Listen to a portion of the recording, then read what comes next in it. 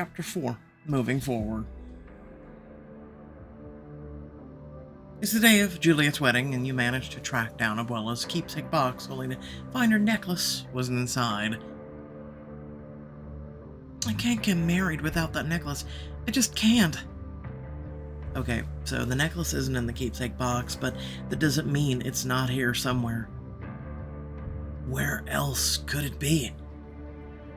Could you ask Carmela again, Iris? Maybe she misremembered where she put it. That must be it. What am I going to do? She has to get married so Abuela can move on. You've got to convince her. I think the youngest sibling has something to do with it.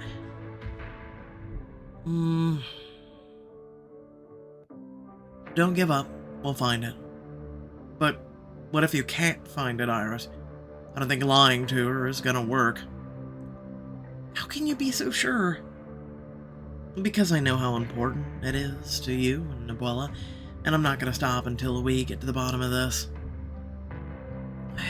I don't know if I'll believe it until I'm holding the necklace in my hands. Carlos moves to Abuela's side, putting his hand on her shoulder, while Raquel picks up the keepsake box from the ground. Let me see the box, Raquel. It's empty, but knock yourself out. She passes you the box, and as soon as your fingers brush it, frustration and envy coil tight in your belly. You furrow your brow at the emotion, walk away from the family to call on Abuela, Gray following behind. Abuela, I think I'm going to need your help with this one. What happened now? Well, the necklace is missing, and given the jealousy I feel left on the box, I think someone stole it. Really? It isn't like any of them to steal something so precious. Then let's go through our list of suspects. What about your brother? Do you think he might have taken it? Miguel does have a granddaughter, but she's barely a teenager. She won't be married for at least a few years. And the only reason Carlos would take it is if he needed money. I bet this wedding is costing him quite a lot. That just leaves Raquel. Sweet girl. She's always felt a little overshadowed by Julieta. But to ruin her special day like this, that seems extreme, even for her. Why don't you go talk to whoever you think stole the necklace and see if you get any psychic readings off of them. That'll tell us for sure. Yep. Iris, is something the matter? You can feel a nervous energy in the air buzzing at the back of your skull and only growing as you get closer to her.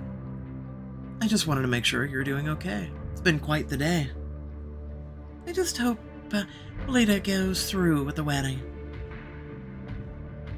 Raquel's eyes are fixed on the ground, arms crossed in front of her chest. You touch her shoulder lightly, only to be launched into a vision. You see two women in old-fashioned clothes sitting in a garden, and you instinctively know they're sisters. She doesn't understand what the necklace means. If only we could show her.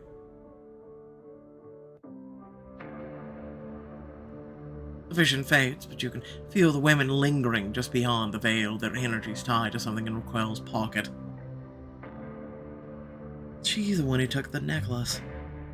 Oh, look at me, Sherlock Holmes. You hurry to Gray and Abuela, throwing a glance back at Raquel to make sure she's not watching. I think I found the culprit. It's Raquel. She's buzzing with nervous energy. I even got a vision when I touched her shoulder. Oh dear. She must have been jealous that Julieta was getting the necklace. You should just expose her. Then she'll have to give the necklace back. I'd expect someone as charming as you to have more tact. Accusing her like that will drive a wedge between the girls that I'm not sure could ever be fixed. That'll be Raquel's fault, not Iris's.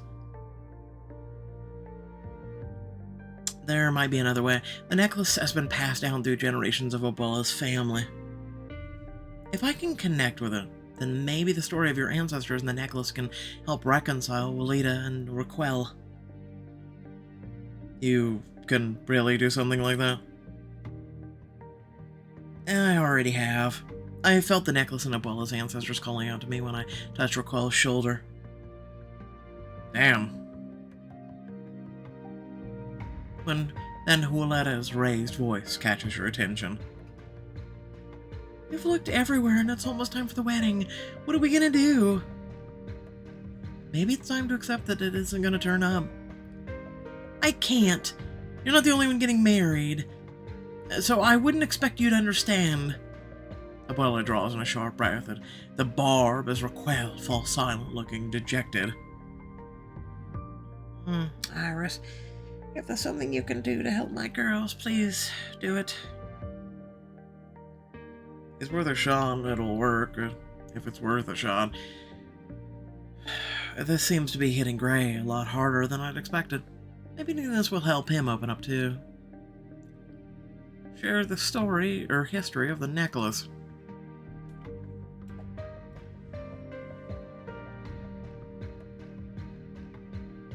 Alright, Abuela.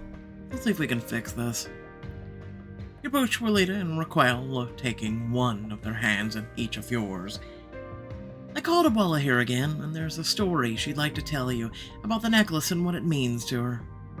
You look to Abuela, who pauses for a moment to think that when she speaks, she repeats her words exactly. My mama gave me that necklace on my wedding day. She didn't have any sisters, and I was her only daughter. She wanted me to feel connected to my foremothers, to take part of them with me as I joined another family. That's beautiful. You look over at Raquel, and she immediately looks away. I don't see why we're talking about this. The necklace is gone. This way, even if the necklace doesn't turn up, you and Walida can be a part of its history. Ooh, classic guilt trip. We love to see it. Now, why don't you share with Abuela what the necklace means to you? Tell me, Raquel. It represents hope that I'll find my soulmate someday and will be as happy as Walida and Antonio. And that I'm just as much as part of the family's legacy as she is. The sisters share a look, their expressions softening. I think that's your cue, Iris. You close your eyes, letting yourself be drawn to the energy radiating from Raquel's pocket. Tell them our story. It starts with two sisters, just like them. I've got another story for you. How about the necklace came into the family in the first place? Everyone in the room looks at you intently, including Gray. I know you told me you could do this, but honestly, it's still hard to believe. Generations ago, there were two sisters. Wait, how do you even know this? Because I saw it in a vision. Wow, I didn't know you could do that. Get in line. At this point, I'm losing track of how many powers you have, Iris. Raquel chews on her lip nervously. What gave you the vision? Oh, like I told you, some objects hold a lot of energy that can tap into. Sometimes I don't even have to touch them. Now, where was I? Gray clears his throat and affects a voice of a wizened old man. Generations ago, there were two sisters. With a smile, you reach back out to the powerful emotions calling to you from the necklace. There you are, transported again, back in time. I cannot believe you're getting married tomorrow. Whatever shall I do without my big sister? I imagine it will be much the same as today. Plenty of sass and mischief. But it's so much more fun with you as my accomplice. I believe you meant to say victim. The young girl smiles as she pulls out a beautiful necklace from her pocket. So this is where it all started. I got you this so that when you're Miss Marilla Suarez, you'll still remember your little sister. Marilla takes the necklace, gasping at the glittering gems that catch the sunlight. Oh, Lupe, it's beautiful. Tears spill down from the corner of Marilla's eye. I shall wear it tomorrow and treasure it until I have a daughter of my own to pass it down to. You mean it? I do. No woman in my line shall ever forget where she came from. The vision begins to fuzz and fade as the sisters share a tearful embrace, and flashes of other women on their wedding days fill your mind. And we kept that promise. We never forgot where we came from. And how we're all connected. That's nice.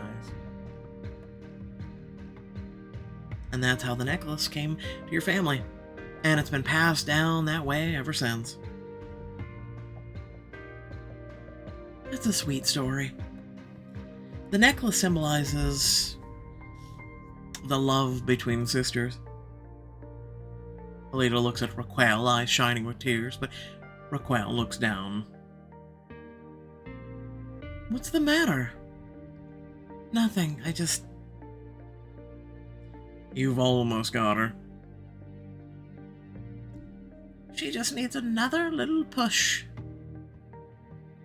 The necklace is like the thread of a quilt, connecting each generation of the family together and weaving a beautiful tapestry. Raquel sighs heavily before reaching into her pocket and producing the necklace. She presents it to Alita, who gasps wide-eyed. I'm sorry, Willetta. But why? It just didn't feel fair that you were going to have this piece of Abuela on your wedding day when I won't get to have anything.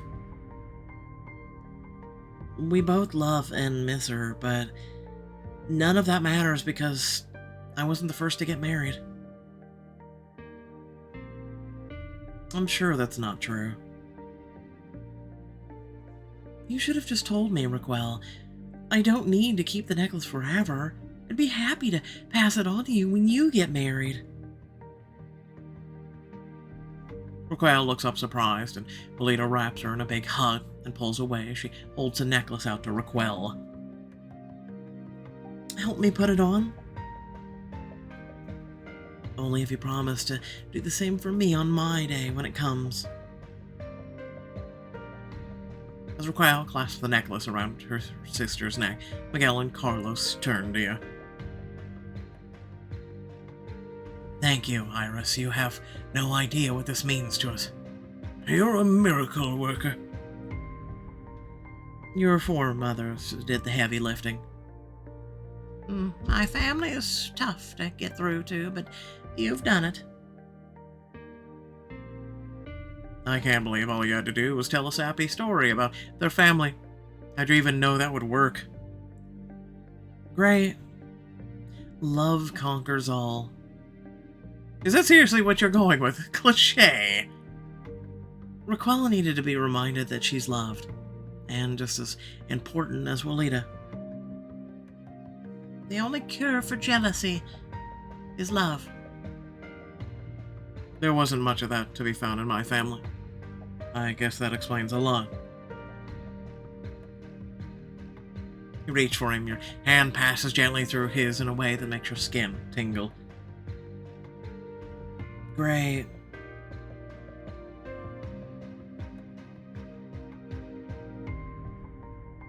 Gray looks down at your hands for a moment, then shakes his head and flashes you a grin that doesn't quite meet his eyes.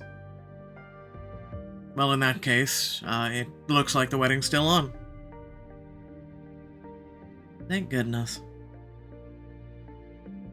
Oh, thank you. I'm just glad we were able to get to the bottom of this. I'm so thankful you were here. I can't believe I was so close to canceling my wedding. I'm just happy to help, but you've still got to get dressed and everything, so I'll leave you to it. Wait, you can't leave now. You have to stay for the wedding. Oh, thank you for the invite, but I can't. It's just... I don't hang out with the living. I got stuff. It might kill me. And you call me dramatic. Well, you've been with us all afternoon and you're still here, so I'd say the odds aren't that high. Being a ghost isn't so bad anyway. Besides, you've earned it. Celebrate a job well done. You're absolutely going to stay. This isn't up for debate.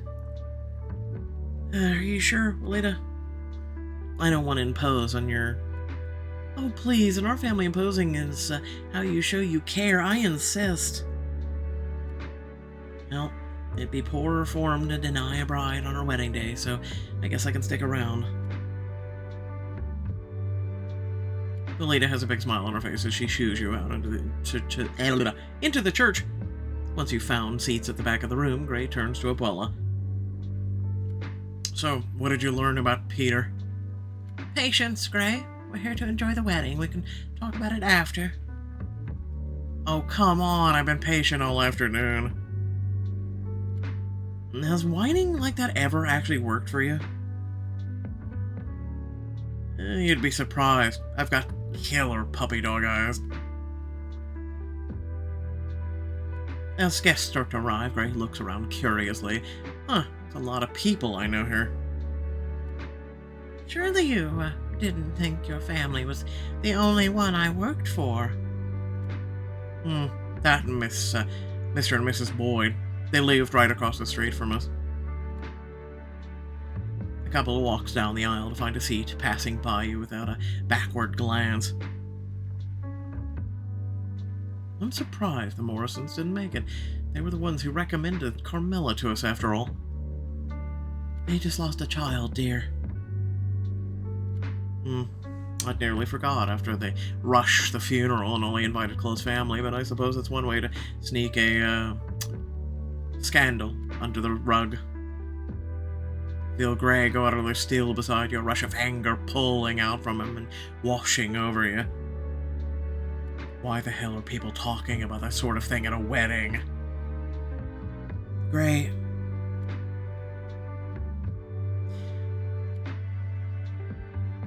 What's it like being a ghost in a church? You lean in front of Gray to impede his view of the couple, and he seems to snap back to the conversation. What? Oh, it's, kind of like walking into a department store. What? Well, let's have a barking laugh. I would have said a flea market, but that's exactly right. Like, when you step inside, there's so much light and noise and color that it all blends into something indistinct. Oh, with everything that's happened here, weddings, funerals, baptisms, I'm sure this place is full of powerful energies. It all reminds me of my wedding night. Hector and I went skinny dipping in a lake, and I stayed up till dawn. You didn't. And Gray snort a laugh at the same time, and you cover your mouth to not draw attention. You were trouble, weren't you? Worse than me, I bet. Now that would be an accomplishment. I wish I'd known you, rather than the grouchy old lady who told me to offer stealing snacks from the pantry. I would have said, get off my lawn.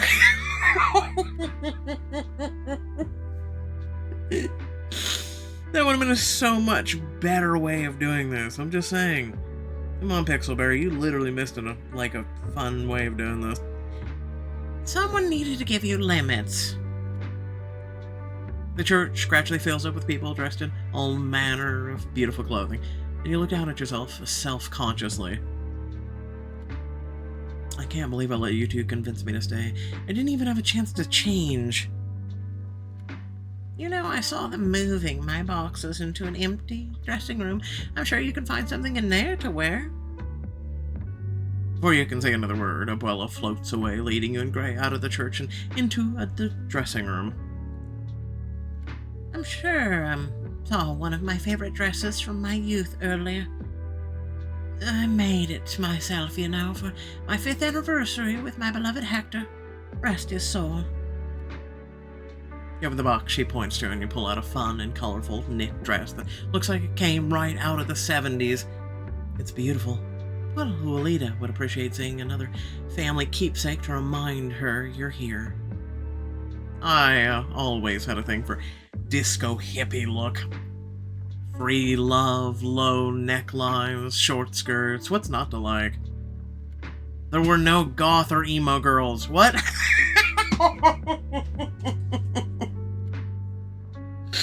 Your cheeks heat as Gray looks you up and down, clearly imagining you in the tight-fitting dress. I just had to. Go ahead, try it on. Hopefully you all got a laugh as well. Blast from the past, ho ho. Jeez, she handed into the hello 60s.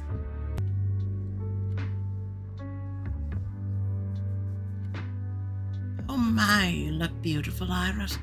Far better than I did back in my day, and that's saying something. Oh, thank you. When you finally dare to take a glance at Gray, you find him frozen and slack-jawed. What, never seen a girl in a dress before? None of them looked quite like you. His eyes darken as they trail down your body, his gaze making your skin feel hot. Also, the fact that we changed in front of him, I'm sure it had nothing to do with that. If my heart could race, I'm sure it would be right now. Gray, stop oogling Iris. Where are your manners? I guess I left what few I had back in my body. You can't help but laugh, and soon Gray and Abuela are joining in. Can't argue with that.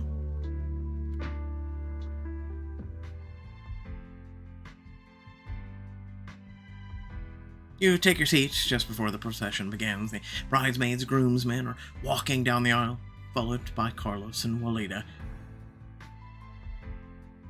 She looks radiant with the necklace glittering around her neck as she makes her way to the altar. Her soon-to-be husband beams at her. My beautiful bride. I can't believe I'm really seeing this, my little Abuelita getting married. You turn to see tears glittering in her eyes as she smiles. Thank you, Iris. I'm just happy I could help you and your family. Abuela shoots a look at Gray, one eyebrow raised. And you, no snarky comments. And risk finding a way for you to kill me a second time? No, thank you. Hush, you're gonna miss the best part. And do you, Abuelita, take this man to be your lawfully wedded husband? I do. Then by the power vested in me by the state of California, I now pronounce you man and wife. You may kiss the bride. Everyone erupts in cheers as the couples kiss. Even Gray joins in with a couple of loud whoops. Iris, I hope you don't mind if I haunt my family at the reception. That's when the real celebration begins. But come find me when it winds down. We still have a lot to discuss.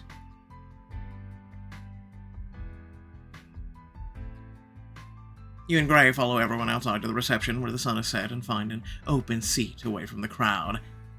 Personally, I've never understood why people want to tie themselves down to one other person like this. That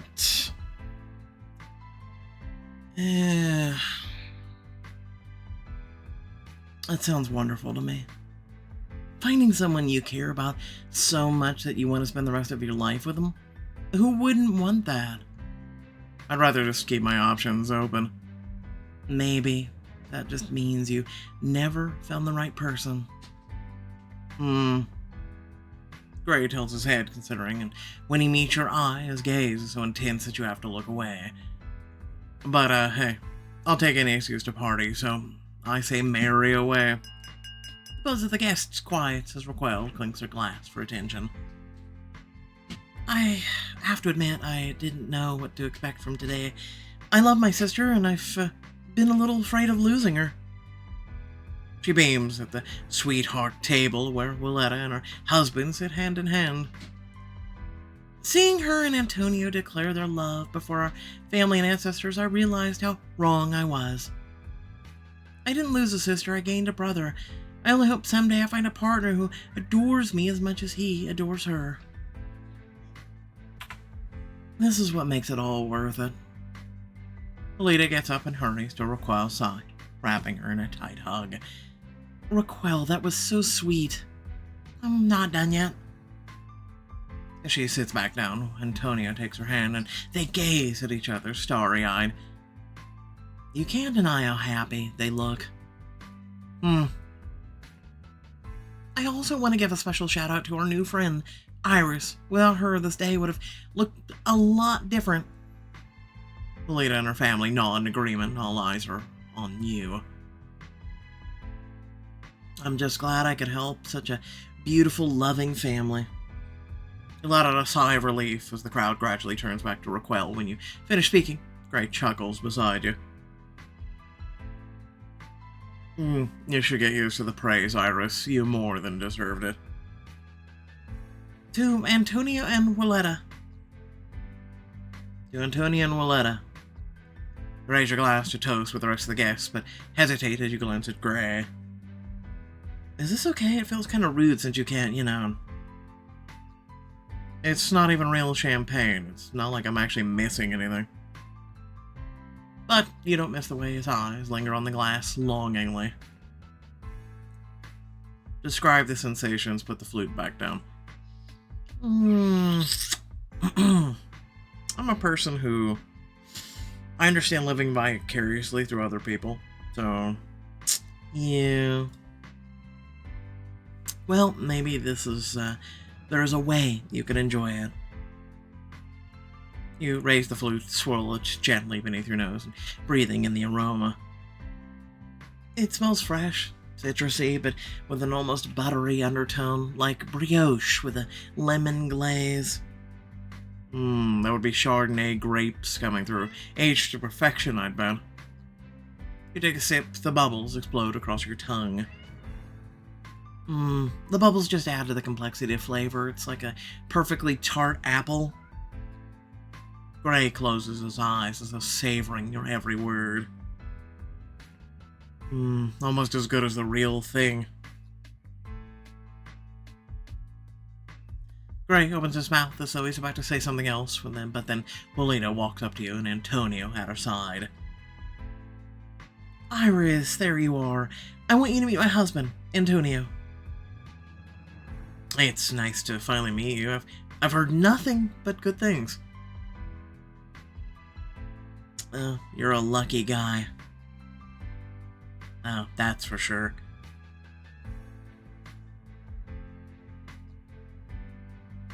I wanted to thank you again for everything you've done. I could feel Abuela in the church today. Even now, it's like she's here with me. With us. I was just doing my job.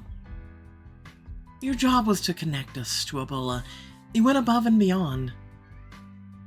She's got a point, But look at that dress you're wearing. It's stunning. I could say the same to you. This actually used to be Abuela's. I thought you might like to have another piece of her here today. Oh, that's so thoughtful, Iris. Abuela always did have good taste. Though not just anyone could pull off that look like that. You've got all the right curves for it. You can feel Gray watching you, and you take a steadying breath to keep from getting flustered, focusing on Willita and Antonio. Thank you. It's time for the bouquet toss, Willita. Oh, you're going to participate, aren't you, Iris? That's not really... Oh. A sharp electric tingle jolts down your back, making you lurch to your feet. Willita eagerly grabs your hand. Wonderful. Gray lets out a laugh, and you turn your head to shoot a glare at him, his hand still extended from where he touched you. Do try and let loose, Cyrus. Lita drags you to an open section of the grass where all the other single women have gathered, including Raquel. All right, everyone, on the count of 3. 1, 2, 3.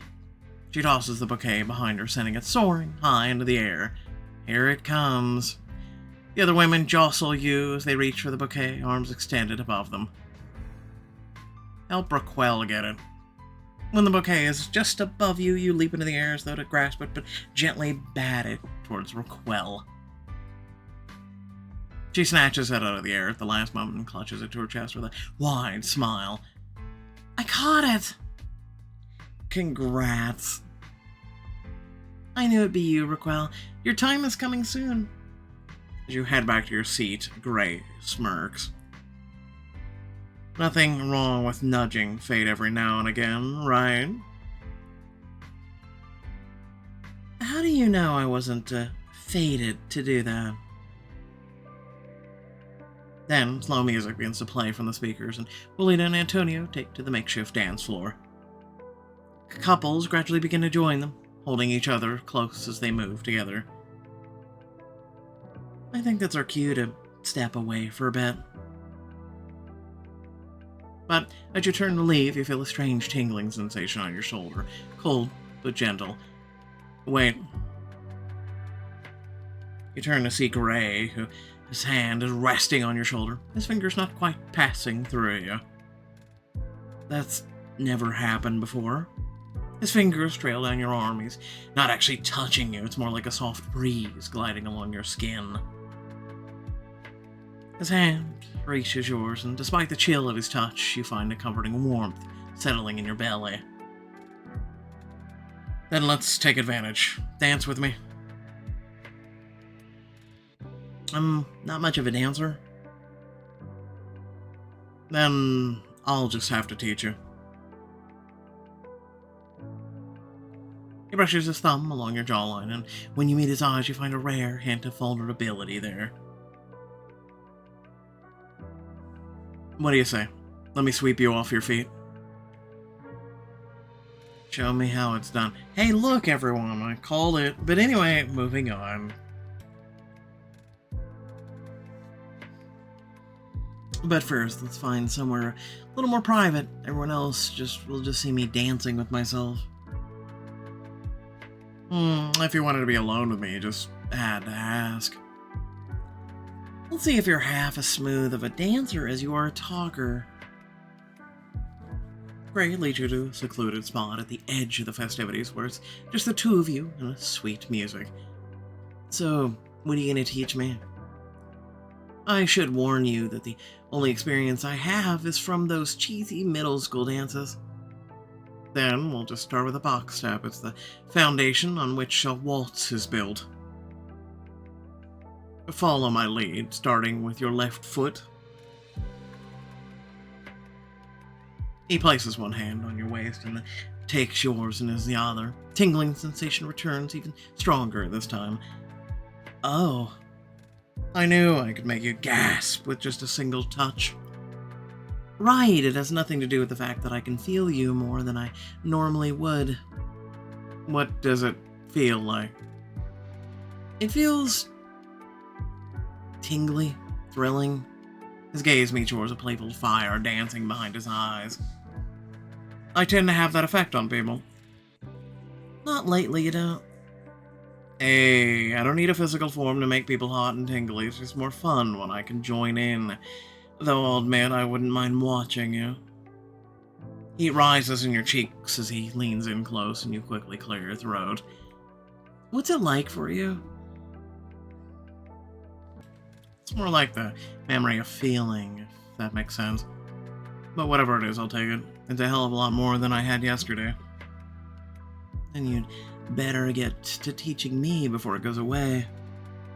Gray nods and urges you closer, the strange sensation spreading to every part of you he touches. He begins to lead you in a basic box step, and with his steady guidance, it's easy to fall into the rhythm. Good. Now remember, don't think too hard about it. Just focus on how your body feels. but you're more focused on his body, the suggestion of pressure where his hand meets your waist. Great. Where'd you learn to dance? I was classically trained when I was young. I hated the lessons, but looking back, I'm glad I took them. Led me here, after all. And where might that be? A wedding for two people you've never met? Wedding where I get to dance with the most captivating person around. Besides myself, obviously. Obviously.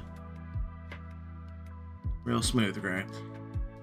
Gradually, Gray leads you through a more complex step, his touch electric as the two of you twirl around the grass. You're a quick study. It helps that you don't have toes to step on. You really never learned how to dance?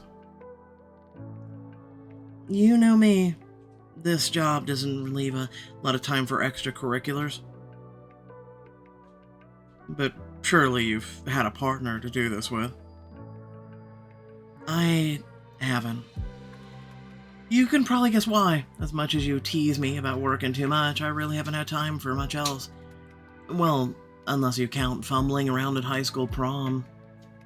You chuckle slightly and you find yourself relaxing. That's gotta count for something. You don't have to lie to make me feel better. Perish the thought, I'm an honest man, Iris. You fix him with an unamused glare. Most of the time. Anyway, and I'm not lying when I say that I think you're ready for something a tad more complicated. Grab that tree branch to start. It looks the strongest. You look at him in confusion, but do what he says. His hands slide around to your lower back, sending tingles up your spine as he bends you backward in a low dip. Oh. Look at you, you're a natural. He guides you back and into a span. The wind breezes through your hair, and you're breathless when his arms settle around your waist. Now is normally when you'd wrap your arms around my neck, but I currently don't have much of one. I think we can make do. You smile as you move your arms up to hover around his neck, your skin tingling where it brushes his ghostly form. I much prefer the less formal style. I figured as much. Given how shameless you flirt, well, I wouldn't get this close with just anyone. Right, I only make the cut because you literally can't dance with anyone else. Don't sell yourself short, Iris. My requirements are way more exclusive than that. He locks eyes with you for a moment, and the world seems to slow. Only the incredibly attractive and uniquely talented need apply. You shake your head, taking a deep breath to try and slow the quickening of your heart. Be quiet for once and dance. You move together with ease, swaying back and forth as the song begins to fade. As you go to lower your arms, you realize your face is only inches away from Gray's, his lips close enough to taste. I should lean forward, turn away. You let yourself be drawn in by his gravity, the rest of the world falling away with you. His grip on your waist tightens, sending a jolt of electricity rushing through you, then makes you gasp. Iris. Your name is barely a breath on his lips, but it carries easily across the scant inches between you. And just as you go to close the distance, you're startled out of the moment as a loud thumping pop song starts blaring from the speakers. Oh. You lose your footing and stumble, and Gray tries to steady you. His arms pass right through you as you catch the tree for support. Are you okay? The concern on his face is so endearing that you begin to giggle. Guess you really did sweep me off my feet.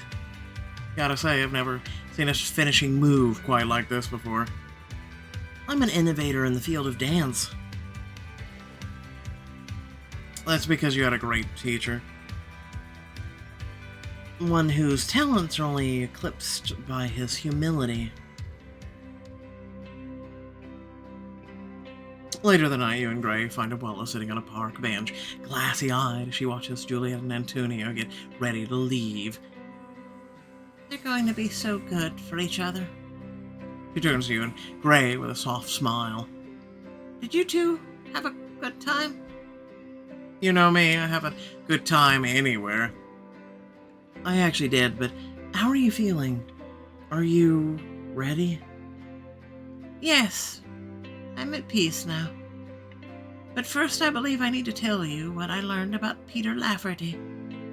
The humor immediately vanishes from Gray's face, and a wave of tension, anxiety seems to spread out from him. He seems to have abandoned his health supplement business and instead buying up the manufacturing companies that deal in train parts. Seriously, my family made their fortunes in trains, and now he's suddenly interested in it. He told investors today that your lax attitude affected your family business, that you were responsible for recent train derailments. You can practically feel the heat of Gray's anger as he scowls. That son of a... We make engines, not the rails. I was hardly even involved in the business. Gray. They'll see through his lies. Maybe not right now, but when it starts costing them money, they'll bail on him.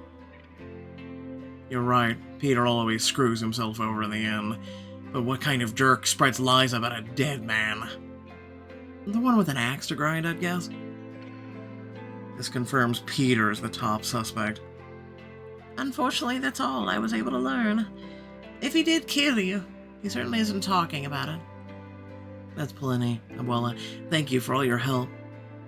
And thank you, Iris. You made my dreams come true and brought comfort to my loved ones. I couldn't have asked for a better medium.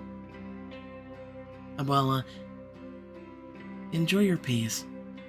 You've been around a long time. You deserve the rest. Oh, you'd better not be calling me old, Iris. I wouldn't dream of it. I just mean that you've had to take care of your family for years. Now you can let go of that weight. Are you sure you want to go, Abuela? Your company isn't half bad. Don't fret, Gray. You'll find your peace too. Both of you will. She looks between you and Gray with a knowing smile. Not all dreams are the same, but they all bring the same comfort when they come true. I think I'm ready now. Abuela closes her eyes as she walks backward slowly, the moonlight glinting off of a single tear rolling down her cheek.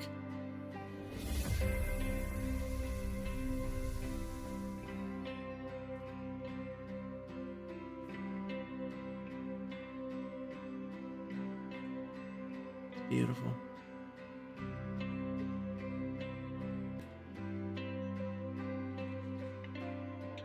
A ghostly form dissolves in a shimmer of sparkles that floated in the sky, leaving a wave of peace in her wake that washes over you and Gray. What's that feeling? Peace. She's finally at peace. It's beautiful. Are you sure you don't want that? You turn to face him, who continues staring up at the stars twinkling in the sky. I do, but I can't. Not yet. And he finally looks at you, his eyes are dark and intense.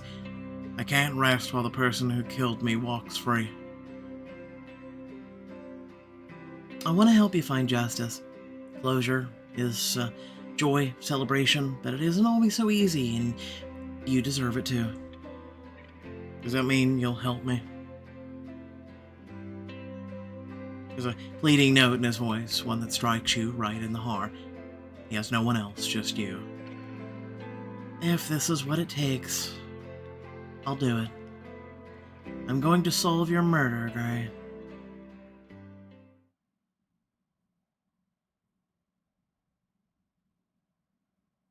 Thank you all for watching. Please remember to like, share, and subscribe.